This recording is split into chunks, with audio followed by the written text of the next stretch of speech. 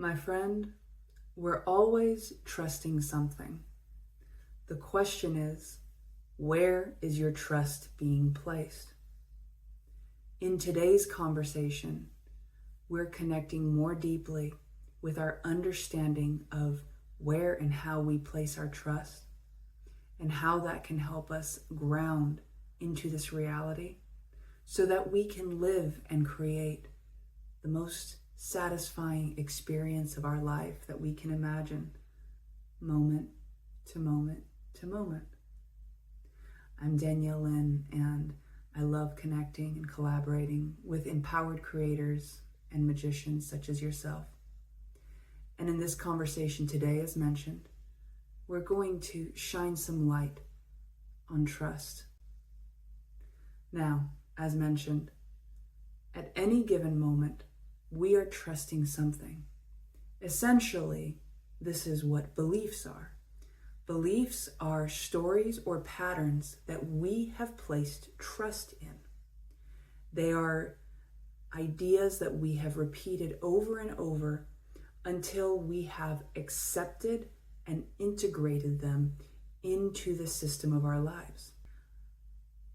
Grounding is the permission to trust yourself and where you're at, and to trust yourself to take literal and figurative movements moment to moment in the direction that is the most resonant and satisfying for you.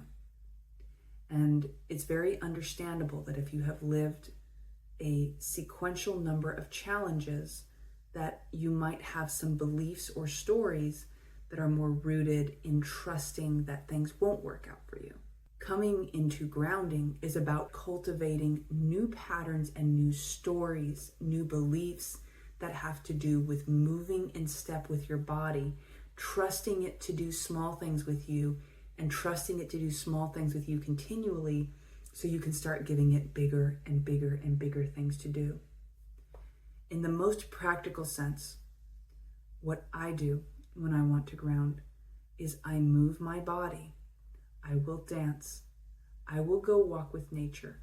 If I have no other energy, I will go sit outside on the ground. I will sit with my butt to the ground, be present, give myself permission to not be in the thought place, but be in the place where I'm feeling and experiencing my body. And I say this as someone who has had times where I just did not like feeling in my body. It felt like wearing a wet bathing suit. It just felt like, why?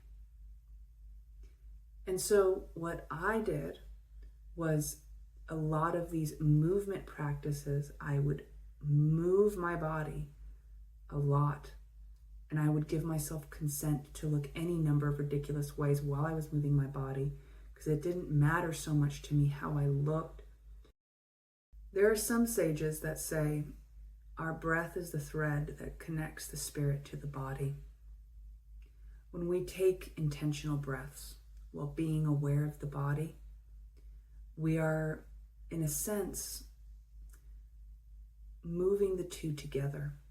I imagine the yin-yang spinning in a circle, energy and body, body and energy, the two in a dance. There's a certain tension, I find, that comes with existing. And that tension is something, on one sense, ever present, but simultaneously there's also a peace ever present. Once again, the paradox. And I have found myself that the goal isn't to try and get away from the tension, but it is to give that tension proper channels in which it can be expressed in ways that delight me and the world around me. Again, grounding. Again, the ability to trust in the way that I move. I can feel that for some listening to this conversation, there may still be a lot of context about how to build trust within oneself, how to develop that, because I won't gloss over the understanding that we all have lived different experiences of life. For some, the process of forging trust within the body may be more streamlined, and for others, there may be many stories woven into the literal fabric of your body that may require some deeper investigation, some consistent, persistent love. I would invite you to imagine in that the videos where they come across a traumatized animal, and what they do is over a prolonged period of time, they treat it with love, respect, and care. And in a similar way, as you forge relationship with your body, with your physical body, if you have trouble grounding, this is an invitation to forge relationship with your physical body. Any story you tell yourself about not loving your body or feeling upset with it or feeling frustrated or whatever is something the body hears, very similar to a small child.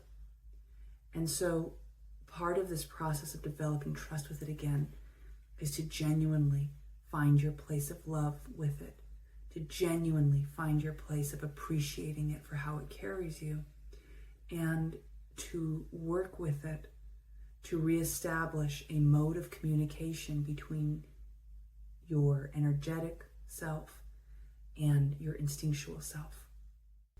I'm going to say something else. Going higher in your consciousness level is not always better. This might seem like such an interesting statement because I know that for many there's a perception, well, higher consciousness is joy and this, and lower consciousness is pain and fear. What I have experienced and what I have noticed in this world is that if you create a lot of joy, you're also creating the capacity for a lot of pain. Create little joy, create capacity of little pain. This is kind of what Stoicism is about, right? It's don't make a lot of movements and you're not going to feel tilted either way. Again, it's not better or worse. It's just understanding that if your goal is to avoid pain, then creating more joy isn't necessarily the answer. It might just be going to more of a neutral place. Maybe that serves you. Maybe not. Everything I find is an experiment. And life really isn't about trying to play to win for anything external from yourself. It's more about how much are you allowing yourself to enjoy moment to moment from where you are, given the current configuration you have. A powerful prayer that you might consider using, I've spoken about this before, is the prayer of forgiveness, the prayer of reconciliation. I'm sorry, please forgive me. I love you and I'm grateful.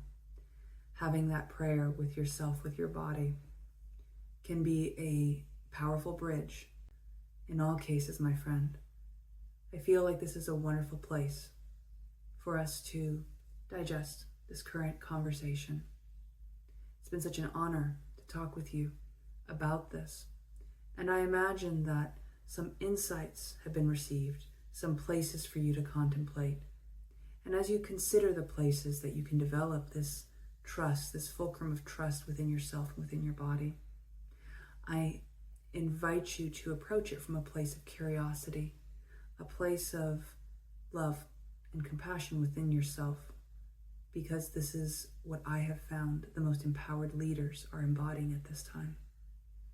And I perceive that that is within you as well. If you have any further inspirations you'd like to explore, I do have resources in the description link. And as always, I'd love to hear your comments. If there is something in this video that you would like to go deeper on, please feel free to share in the comments. Or was there a specific moment that really stood out to you? Our communication in the channel helps us all interconnect, and many times we learn from each other as well. So thank you for showing up and being the teacher you are as well. In all cases, I deeply appreciate you, and I look forward to our next conversation.